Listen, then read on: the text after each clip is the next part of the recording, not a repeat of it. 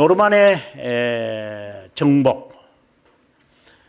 노르만의 대이동에서 9세기 이야기를 설명해 드렸는데 그때 노르만의 정복이 4차례 이루어졌다고 했습니다. 그 중에 세 번째 정복이 1066년의 정복을 통해 지금의 영국을 형성하게 되었다는 말을 덧붙이고 싶습니다. 11세기에 평신도 성직 수인권 논쟁이 일어날 때 영국에서도 유사한 논쟁이 발생합니다. 바이킹의 후예들이 거주하고 살고 있는 노르망디, 지금의 아키텐느가 아니고 그때는 아키텐느라고 말하는 것도 좋습니다. 윌리엄 1세는 자신의 사촌인 고백자 에드워드, 앞서 제가 말했죠. 이 사람이 이제 그 자식이 없어 죽게 되어졌다. 사망하자 영국 왕직을 요구하게 되어집니다. 이때부터 노르만 정복이라는 단어가 등장을 합니다. 그러면 고백자 에드워드라는 사람은 왜 이런 이름이 불려졌느냐 하면은 여기에 보시면은 그의 에드워드는 그의 형제 알프레드와 더불어 노르망디로 보내져 25년간 머물다. 이때 이제 그의 그 사촌이었던 이제 그 윌리엄 1세에게 약속을 하는 거죠. 그거는 뭐 아무도 믿을 수도 없고, 그 이유는 모친이 노르망드 공작 리차드 2세의 누이 엠마에 의해서 영국을 침략한 덴마크 즉 바이킹을 피하기 위해서였습니다. 1036년 에드워즈는 영국으로 돌아왔습니다. 25년간 머물다가 왔어요. 알프레드는 여러분 앞서 말씀드렸다시피 이제 그 바이킹을 이제 그 통제한 사람이죠.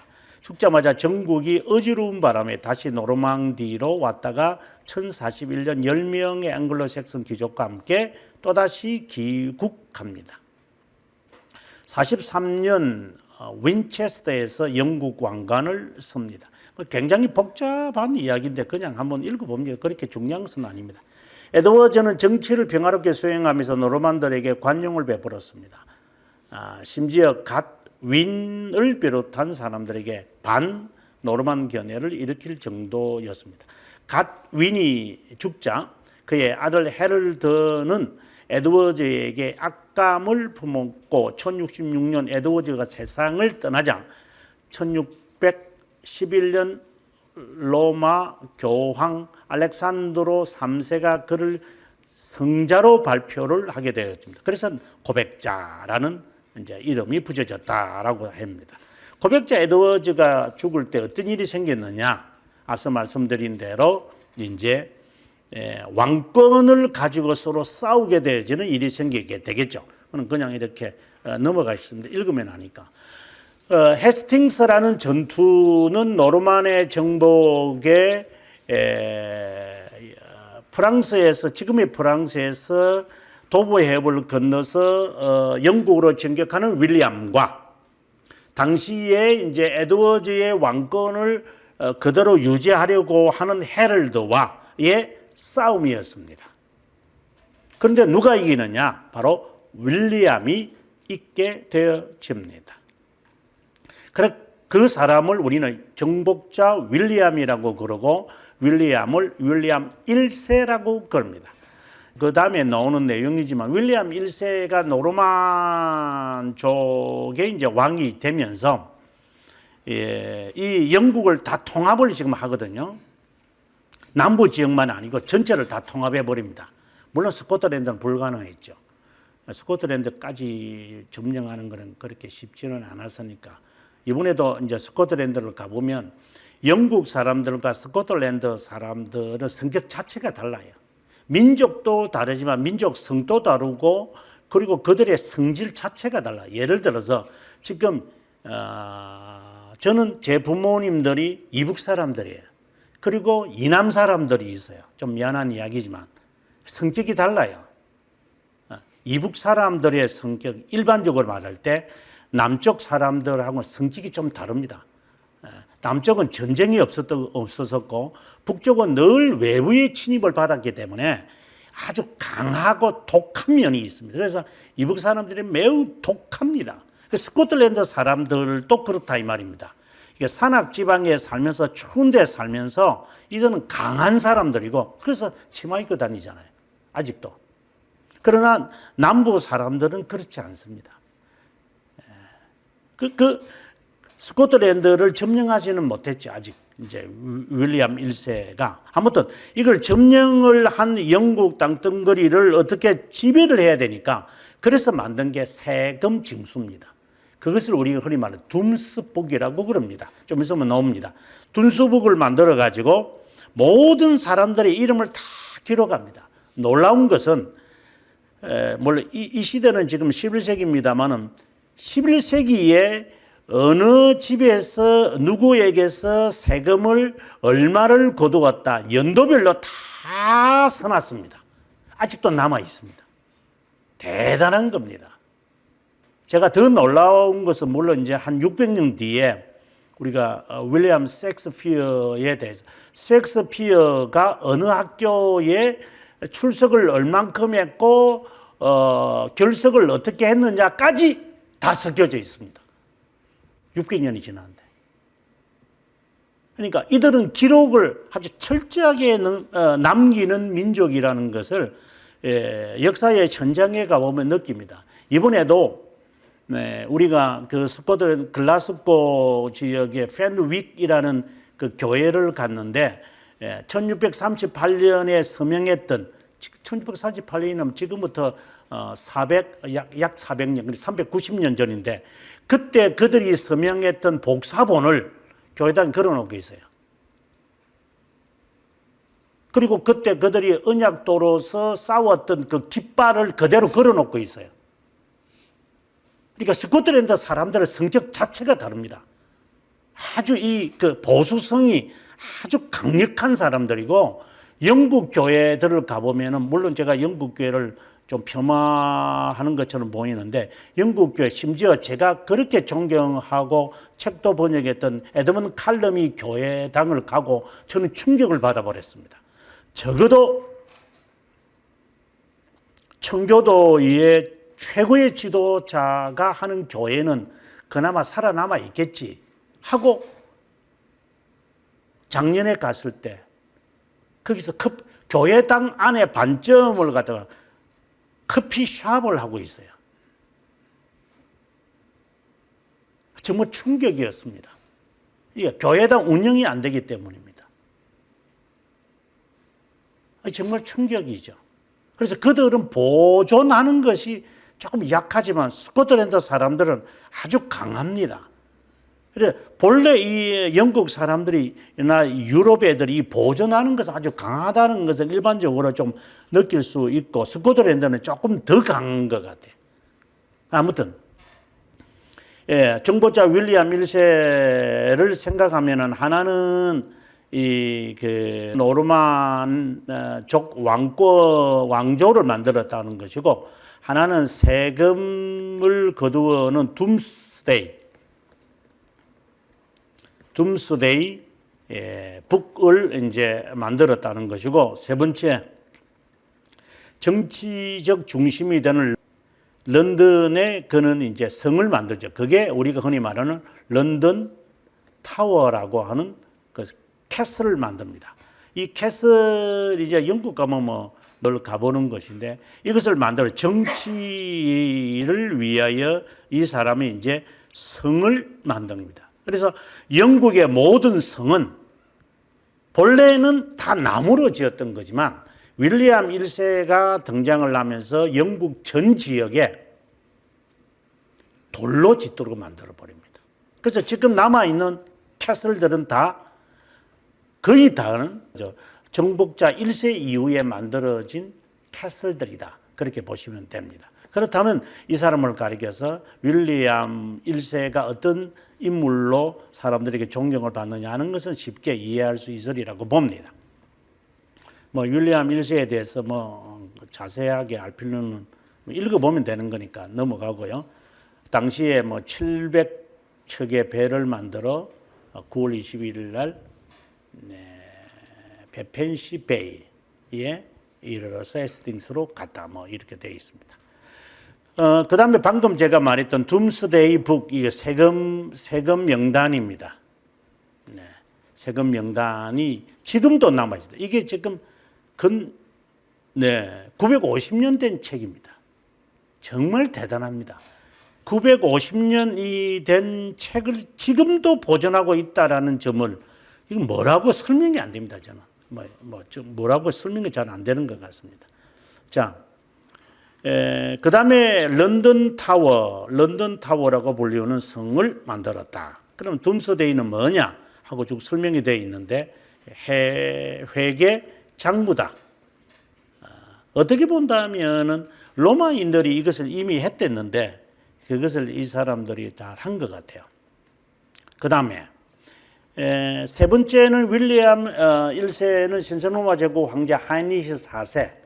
이건 우리가 지난 27자에서 마지막에서 하이니히 4세와 그 다음에 이제 그리고리오 7세와의 그 성지순권 논쟁이 있었다라고 했습니다.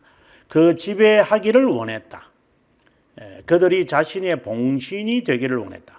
그래서 그들의 선출을 간섭했고, 새로 선출된 감독에게 영적 직분을 상징하는 반지와 호를 주었다.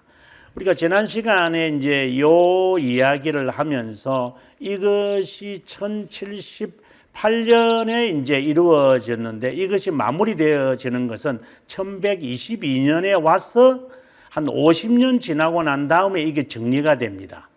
이 정리가 되면서 결론이 뭐냐? 근데 이 사건이 일어나기 전이죠. 지금 윌리엄 1세 이야기는 할 때에 이 왕은 반지와 호를 주어라. 이제 그 성직을 받는 사람에게 주어라. 이제 이런 이제 결론을 1122년에 이제 내리게 되어지죠. 뭐 그거는 나중에 다시 한 번 더 이야기할 때가 있으리라고 봅니다. 윌리엄 1세에게 백의 수도 원장 랑프랑을 데리고 왔다. 윌리엄을 따라와서 캔터베리의 감독이 된다. 캔터베리 감독이라는 것은 여러분 아다시피 영국 교회의 수장이 되는 것입니다. 뭐 아직은 뭐 수장이 된다는 것이 그렇게 무르익지는 않았습니다. 하지만 그래도 중심 교회다라고 하는 겁니다. 고위 성직자들의 선출이나 로마 교황의 간섭을 허용하지 않았다. 심지어 자신의 허락 없이 어떤 감독이라도 출교시키지 말도록 했다. 이 이야기는 나중에 이 제자였던 안셀무스가 그대로 이어받고, 안셀무스의 정신을 그대로 이어받은 그 사람이 또 등장을 합니다. 그 사람이 바로 토마스 베키드라고 하는 사람이 등장을 해서 죽게 되어지죠. 그 헨리 2세에 의해서 이제 토마스 베키드가 캔터베리 대성당에서 죽었다. 뭐 이래서 캔터베리의 순례 뭐 이런 것을 많이 합니다만은, 아무튼 요 말은 대단히 중요한 말입니다. 랑프랑이 윌리엄 1세를 따라서 프랑스 아케텐느 즉 노르망 공국에서 영국으로 왔지만 간섭은 하지 마라 이 말입니다. 근데 이 간섭은 중세 시대에만 끝나는 것이 아니라 나중에 1843년에 스코틀랜드의 3차 종교개혁이 일어날 때 윌리엄 카닝함이라고 하는 사람이 이제 제3차 스코틀랜드 종교개혁을 이끌게 되어지는데, 이때가 언제입니까? 이때가 800년 후의 이야기인데, 이때까지도 왕들이 교회 지도자를 뽑는데 간섭을 하는 것입니다.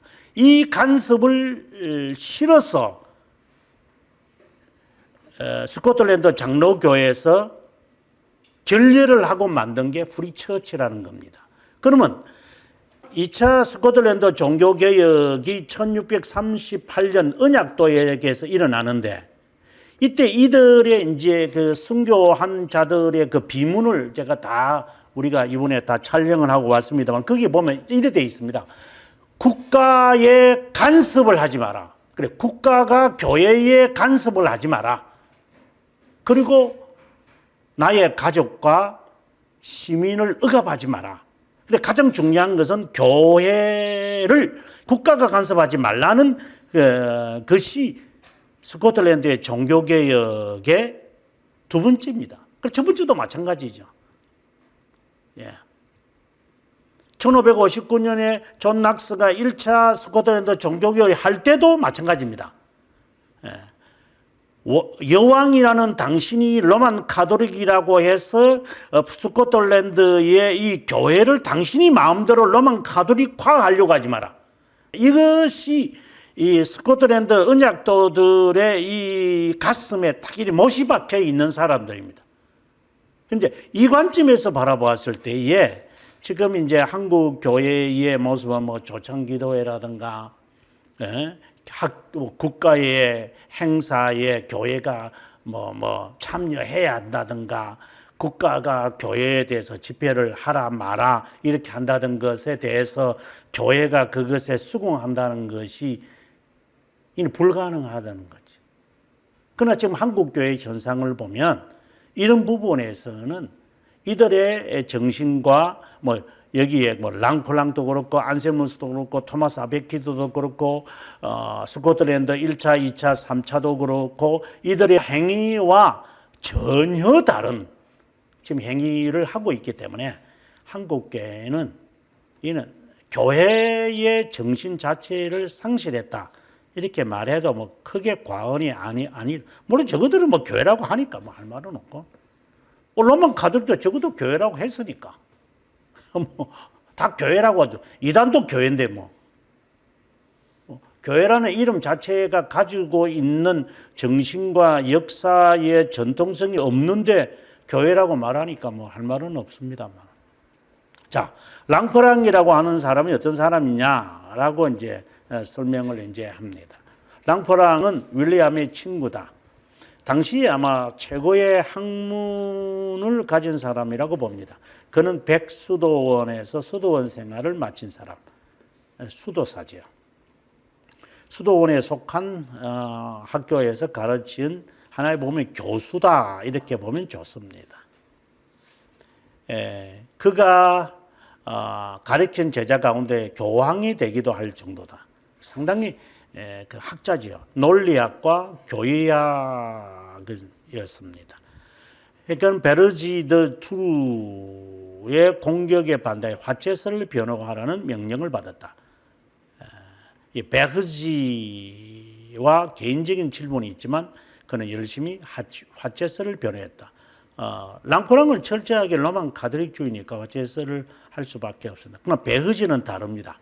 베르지는 이 랑프랑과 이제 좀 있으면 설명이 나옵니다만은 랑프랑과 함께 어깨를 나란히 하는 학자지만 이 베르지는 화채설을 반대하는 학자 가운데 한 명으로 등장을 합니다. 그래서 우리가 화채설을 반대하거나 우리가 뭐 라타람누스나 라드베르투스의 성찬론 논쟁을 이미 우리가 지난 학기에 다 살폈습니다만은 거기에 볼 때 이 베르지가 조금 나오고 에르지나라고 하는 사람도 뭐 제가 동영상 올렸기 때문에 여러분들이 참고할 수 있겠습니다만은 그 다음에 노르만의 정복과 함께 랑프랑은 윌리엄과 함께 왔다 하는 이야기요. 그 다음에 그는 정기적으로 종교회의를 개최하여서 성직자들을 위한 교육을 제정하고 영국 성직자들을 노르만의 인들과 외국인들로 대치했다. 이거는 뭐 정치적으로 보면은 어떻게 할 말은 없습니다. 로마 교황 그레고리오 7세가 있었던 적대 교황 클레멘트에 반대하고 그레고리오 7세 편에서는 정통성을 고소했다. 윌리엄이 세상을 떠나자 그의 아들 루플러스 이제 2세입니다. 윌리엄 2세가 되는데 2세에게 왕관을 심어줬지만 악한 왕이 된다. 이제 이 악한 왕이 됐기 때문에 나중에 그의 제자였던 이제 그 사람이 이제 안셀무스가 이제 등장을 하면서 이제 논쟁을 하게 된다라고 아까 말했습니다. 뭐 그가 죽었다, 뭐 죽으면서 했던 유명한 말이 있다, 뭐 이런 거는 별로 중요하지 않고 베흐지라고 하는 사람은 이제 화채설을 당시에 반대한 사람이다. 이제 그 이야기입니다. 뭐 이것도 그냥 넘어가는데 그가 성찬선을 반대한 요 6가지는 우리가 한번 우리 지금 우리의 성찬론은 영적 임재설이잖아요. 성찬론에 있어서 아주 중요한 것은 임재거든요. 프리젠스, 임재거든요. 영적으로 임재하느냐, 아니면은 실제로 real, 실제로 임재하느냐, 아니면은 그 곁에 그리고 밑에 임재하느냐. 중요한 것은 임재입니다. 우리가 성찬은 그리스도가 우리와 함께 한다는 것을 의미하는 그것이냐, 아니면은 실제로 임하느냐. 이거는 화채설이고, 옆에 임재하느냐, 이거는 공제설이고, 이거는 서로 나누어지니까 핵심은 바로 임재라고 하는 겁니다. 그래서 매우 중요하죠, 이것은요. 떡과 잔이 몸과 보혈이 되어야 하지만 떡과 잔의 성격을 잃지 않는다는 것은 이성에 위배될 뿐 아니라 하나님의 신실하심과도 조화되지 않는다. 당시에도 화채설을 반대하는 사람이 있었다라는 그 역사적 증거를 이제 제가 제시하는 겁니다. 떡과 잔이 그리스도의 몸으로 변함을 인정했습니다. 단 그것들을 받는 사람들에게 보다 높은 은혜로 인해 그리스도의 지성지고 영적 몸으로 변합니다. 그러니까 몸으로 변하는 것은 맞겠지만 지성과 영적 몸으로 변한다. 이제 이렇게. 근데 실제로 변한다고 말하지는 않았죠. 그 다음에 근데 이제 이것도 좀 문제가 있습니다. 또 문제가 있고. 제단의 성례가 갱생된 희생제물을 부인했다. 요거는 중요하죠. 왜냐하면 이거는 미사와 관련되기 때문에 그것은 그리스도의 희생을 기념하는 것에 불과하다고 믿었다. 성례의 외적인 것에서 사랑과 경건의 정신으로 관심을 돌렸다. 요즘은 우리가 한번 참고해 볼 만이 사랑과 경건의 정신에 관심을 갖게 했다. 화채설과 같은 이적적인 이야기를 부정했다. 이것도 우리가 좀 긍정적으로 봐야 할 부분입니다. 이성과 성경은 주님의 성찬에 관한 참된 교리가 근거하는 유일한 것이다. 이성적이하고 성경에서 말하는 성찬은 화채설이 아니다. 희생도 아니다. 자, 이런 점을 강조하는 것이 그 화채설을 반대하는 하나의 징검다리입니다. 이거는 역사적이죠. 그래서 우리가 여기서 이제 결론적으로 이제 윌리엄 2세는 우리가 다음 주에 보겠습니다만은 성찬론을 한번 짚고 가야 할 것이 뭐냐면 우리가 성찬식을 하게 될 때에 그 그리스도가 지금 나에게 임한다 이렇게 생각을 하면 큰 오산입니다. 칼빈 선생이 영적으로 임한다라고 하는 것은 어떻게 본다면 컨펌을 하는 것입니다. 주님이 내 안에 나와 함께 나를 떠나지 아니하시는 그 하나님에 대한 것을 나는 고백하는 시간이고 이 빵과 잔을 먹고 마시면서 그리스도의 고난에 참여할 것이라는 그 주의 죽으심을 오실 때까지 선언하는 것이다. 이렇게 이제 성경에 이제 고린도전서 11장 26절에 되어 있는 말씀처럼 그 고백 그대로 하는 겁니다. 주님의 죽으심을 내 몸에 짊어지면서 남은 고난을 골로새 1장 27절의 말씀처럼 내가 내 육체의 그리스도의 남은 고난을 체험하면서 나는 난행고행을 할 것이다. 바로 견인의 삶을 살겠다라고 하는 고백이 바로 이 성찬식에 있는 영적 임재설의 의미지. 지금 이제 이것도 조금 그런 의미도 좀 있긴 합니다만은 이것이지. 지금 당장 성령이 어디 산보 갔다가 성찬식 하니까 와가지고 우리에게 임한다. 이런 식으로 받아들이면 영적 임재설의 개념을 잘못 오해하고 있다고 봅니다. 자, 다음 시간에 이제 여기에 윌리엄 2세에 대해서 오늘 좀 이제 지난 워낙 긴 학기 동안에 공부를 안 한 거니까 좀 이제 중요한 그리고 앞으로 우리가 공부하게 될 성직 수인권 논쟁의 전체를 좀 조명한다는 의미에서 서론을 많이 했기 때문에 오늘 이 마무리는 하지 못했습니다. 자, 다음 시간에 윌리엄 2세와 이제 안셀무스의 이야기를 우리가 하도록 하겠습니다.